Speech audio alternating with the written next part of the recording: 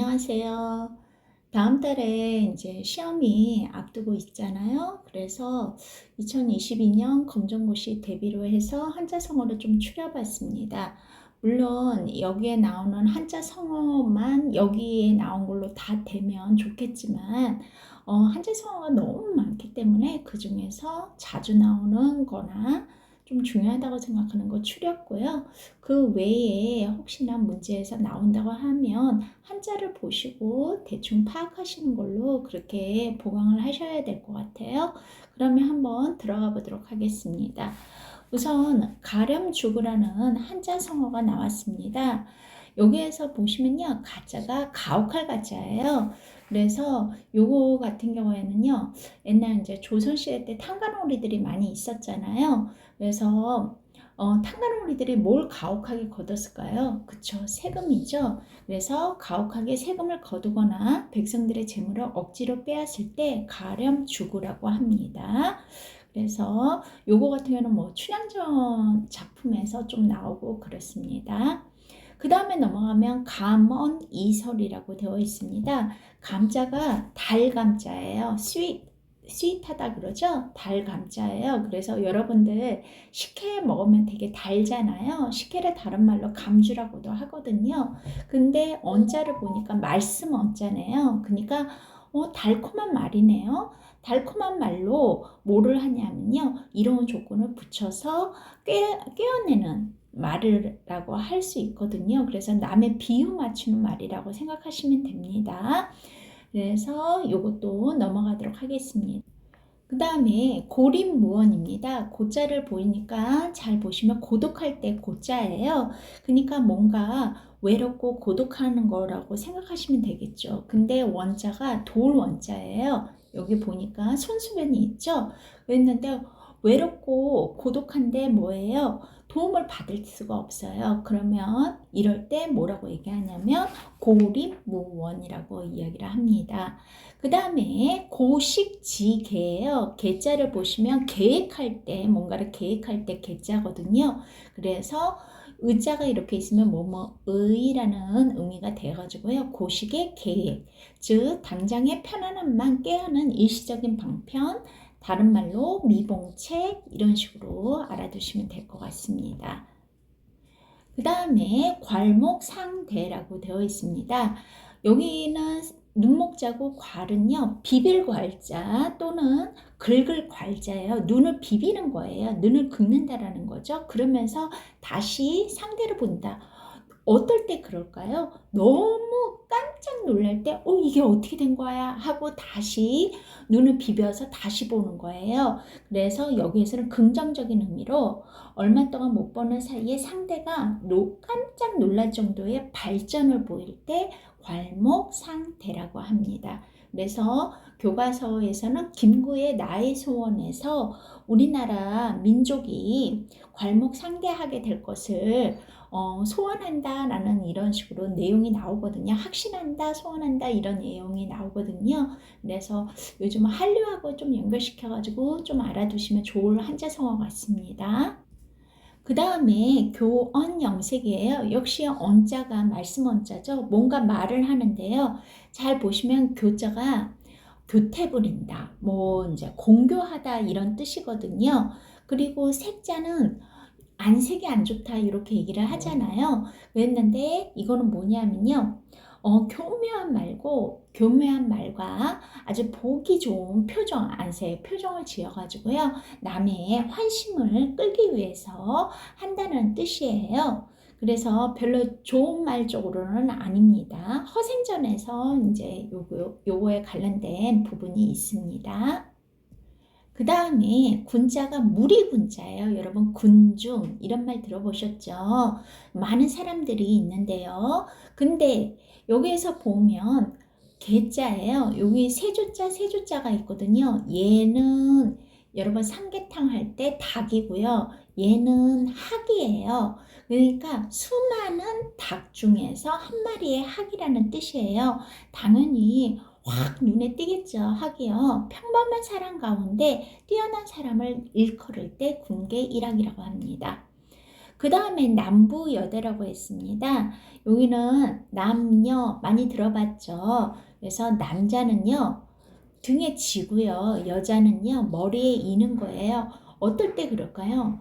피난민들 이렇게 피난하러 다닐 때 이렇게 보시면 요즘 우크라이나 사태도 보시면 알겠지만 사람들이 짐 이렇게 들고 외국인이라서 서양인이라서 이기까지는 안 하지만 막 이제 짐 조금이라도 챙겨가지고 막 피난 가잖아요. 그런 모습으로 생각하시면 될 것 같아요. 그래서 가난에 시달린 사람들이 살 곳을 찾아 떠돌아다닌다는 것을 의미합니다. 그래서 피난민 그런 식으로 연결해서 외우시면 좀 편하실 것 같습니다.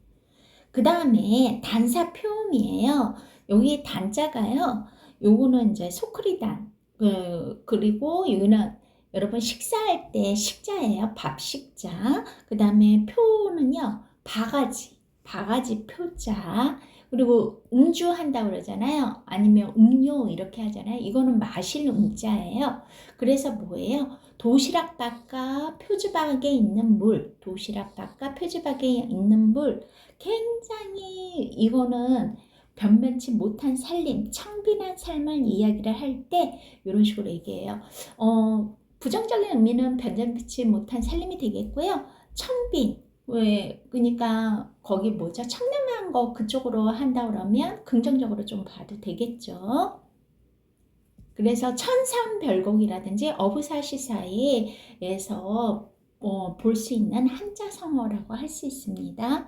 그 다음에 동병상련 여러분들 많이 들어보셨을 거예요. 병 난다고 그러잖아요. 근데 같은 병이네요. 그리고 연민 느낀다고 그러잖아요. 서로 연민을 느끼는 거예요. 그래서 뭐예요? 같은 병을 앓고 있는 사람끼리 서로 가엽게 여긴다는 뜻으로서 어려운 처지나 비슷한 경우에 있는 사람끼리 서로 딱하게 여겨 동정하고 돕는다라는 뜻입니다. 그 다음에 무의도식 한번 볼까요? 자, 없어요. 하지 않아요. 그 다음에 뭐예요?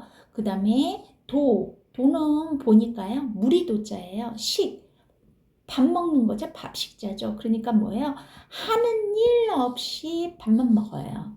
이런 거를 뭐라고 한다고요? 무위도식. 놀고 먹는 사람들을 말하는 거겠죠. 그리고 국어에서 정말 자주 나오는 거기에 한자 성어 중에 하나인데요. 무라일체예요. 문학 부분에서 연결해서 나와요. 여러분 교과서에는 윤선도의 어부사시사 이런 데에서도 좀 볼 수 있고요. 그래서 물자는 만물할 때 물건 물자고요. 그 다음에 아는 나자예요. 영어로는 I에 해당하죠. 그러니까 자연물과 내가 일체 하나가 된 거예요. 그래서 이런 상태를 무라일체라고 합니다. 그 다음에 부부유별이라고 했습니다. 부부라는 말은 여러분들 많이 아시죠? 그쵸? husband and wife가 되겠죠? 거기에는요, 있어야 돼요. 뭐가요? 구별이 있어야 돼요. 남편과 아내는 구별이 있어야 된다라는 뜻으로 쓰였습니다. 그 다음에 부화내동이라고 했습니다. 그래서 여기 보시면 뇌자가 우레, 천둥 요거 생각하시면 돼요. 그래서 뭐냐면요. 자기 주관이 없이 남 하는 대로요. 그대로 쫓아 따르거나 같이 행동하는 거예요. 천둥이 와르르 치면 하면서 부화내동한다 막 이런 식으로 생각하시면 좀 되겠죠. 그래서 황소개구리와 우리말이라는 작품에서 요 얘기가 좀 나오는데요. 요즘에는 자주 나오지는 않는 한자 성어이기는 합니다만 내용은 좀 알아두세요. 그 다음에 상점벽해입니다. 이거는 자주 나오는 한자 성어 중에 하나예요. 이게 뽕나무 상자예요. 그래서 뽕나무 밭전자죠. 뽕나무 밭이요. 벽자가 푸른 벽자예요. 여러분, 좀 옛날 분들은요, 거기 뭐죠? 푸른 눈동자를 벽 안이라고 그랬어요. 푸른 눈동자를 벽 안에 외국인이라고 이런 식으로 얘기했거든요. 푸른 바다가 된 거예요. 뽕나무 밭이 푸른 바다가 됐다는 것은 그만큼 세상 일의 변천이 심해서 사물이 바뀌었음을 비유하는 거죠. 한마디로 이제 허름한 판잣집이나 이제 재개발 지역이 아주 그냥 첨단 아파트 지역이라든지 아주 눈에 띄는 지역으로 바뀌면 와 상점벽해 이런 식으로 한자성어를 적용해 보면 될 것 같아요. 그 다음에 설상가상입니다. 눈설자예요. 눈 위에 이거는 서리거든요. 서리가 더해졌어요. 추워 죽겠는데 그 위에 서리까지 더해졌네요. 그래서 한마디로 불행이 엎친 데 덮친 격이라는 뜻이 되는 겁니다. 이것도 잘 나오죠.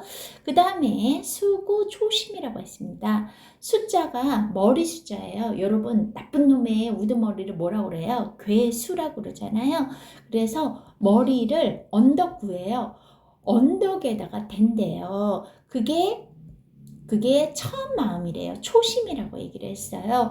그래서 여우가요, 죽을 때 보면요, 머리를 자기가 살던 곳으로 향한다고 그러네요. 그래서 이 말은 뭐예요? 고향을 그리워하는 마음으로 이렇게 나옵니다.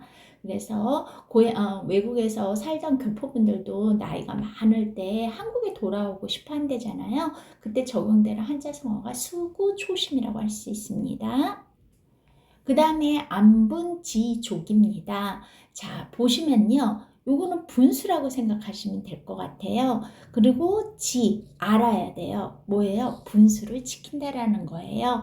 분수를 지키면서 만족한다라는 거죠. 그래서 편한 마음으로 분수를 지키며 만족함을 아는 것이 안분지족입니다. 그 다음에 영군지정이라고 그랬어요. 어조사지에는요, 한자성어에서 의로 해석이 돼요. 그래서 연군, 여러분, 사랑하는 사이를 연인이라고 그러잖아요. 임금을 사랑하면 뭐가 되겠어요? 연군이겠죠. 그래서 임금을 그리워하는 즉 마음이고요. 우국지정은요, 나라를 염려하는 마음이 되는 거죠. 그렇죠? 그 다음에 인생무상은 한 번쯤은 들어보셨을 거예요. 인생은요, 없어요. 뭐가 없어요? 여기에서 여러분들이 이렇게 장례식 같은 데 갔다 오고 나면 허망하다는 얘기를 많이 하시더라고요. 그럴 때 뭐라고 해요? 인생은 참 덧없어. 이때 할 수 있는 한자성어가 인생무상입니다. 특히 구운몽이나 여러분들 교과서의 구운몽이나 관단별곡에서 이 부분에 해당하는 부분이 있거든요. 그때 공부하실 때 좀 체크해 주시면 좋을 것 같아요. 그 다음에 자승자박입니다. 여기에서 보시면요. 자자가 스스로 자자예요. 승자가요. 노끈, 밧줄 그런 노끈 같은 거 있잖아요. 노끈 승자예요. 박자는 이거는 뭐냐면 얼굴 박자예요. 그러니까 뭐예요? 자기 스스로 뭐예요? 묶어버리는 거죠. 자기를 묶어버리는 것을 말하죠. 자기의 줄은 자기를 묶어요. 이거는 뭐예요? 자기가 뭔가를 그 전에 언행으로 자신이 꼼짝 못하게 하는 일을 만들어낼 때, 그럴 때 자승자박이죠. 그러니까 뿌린 대로 거둔다고 그러잖아요. 그렇죠. 그래서 자승자박. 그러니까 잘 살아야겠네요. 그 다음에 적반하장 많이 들어보셨죠? 이것도 중요하죠. 도둑적자, 도적하잖아요. 그리고 뭐예요? 이거는 돌이킬바. 오히려, 도리어 이런 뜻이에요. 그 다음에 여기가 지팡이 장이거든요. 도둑이요. 쥐가 도둑질 하러 들어왔는데 오히려 몽둥이를 드는 거예요. 그러니까 한마디로 뭐예요? 잘못한 사람이 도리어 잘한 사람을 나무라는 경우 이런 식으로 얘기를 하는 거죠. 그래서 기가 막힐 때 적반하장격이다 막 이런 말 많이 이야기를 하죠. 그 다음에 천석고황입니다. 여기에서 천석은 천자가 샘천자고 석자가 돌석자인데 이거는요. 샘과 돌을 얘기하는 게 아니라 자연을 뜻하는 거예요. 그 다음에 고황은 이제 사람 명치 끝에 기름이 쌓이는 병이래요. 근데 이게 이제 고질병이 되기 쉬운가 봐요. 그래서 무슨 말이냐면 자연이 너무 좋아서요. 이게 병이 되는 거예요. 그만큼 산수 풍경을 좋아한다라는 뜻이죠. 좀 과장된 면이 없지 않아 있네요. 그 다음에 타산지석이라고 했습니다. 자, 다른 산이네요. 다른 산의 돌이라는 뜻이네요. 자, 다른 산에 쓸모없는 돌이라도요.